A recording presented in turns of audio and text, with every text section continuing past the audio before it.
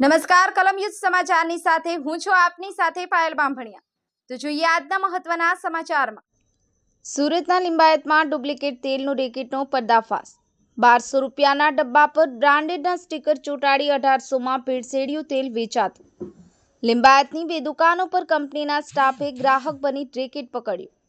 માર્કેટમાંથી હલકી કક્ષાનો 1200 રૂપિયાનો તેલનો ડબ્બો લાવી અને બે દુકાનદારો તેના પર બ્રાન્ડેડ તેલની કંપનીના સ્ટીકર અને બુચ લગાડી 1850 રૂપિયામાં વેચી દેતા હતા। આ બાબતે તેલની કંપનીના સ્ટાફને ખબર પડતા સ્ટાફે પોલીસની સાથે લિંબાયત ત્રિકમનગર ખાતે શ્રી દેવનારાયણ કિરાણા સ્ટોર અને શ્રી હરિઓમ સુપર સ્ટોરમાં ડમી ગ્રાહક બની અને તેલની ખરીદી કરવા ગયા હતા, જેમાં બંને વેપારીઓનો નકલી તેલનો ભાંડો ફૂટી ગયો હતો। લિંબાયત પોલીસને બંને દુકાનમાંથી તિરુપતિ કપાસિયા તેલના 3 ડબ્બા મળી આવ્યા હતા। પોલીસે નકલી તેલના 3 ડબ્બા, સ્ટીકર અને બુચ સહિતનો મુદ્દામાલ જપ્ત કર્યો છે।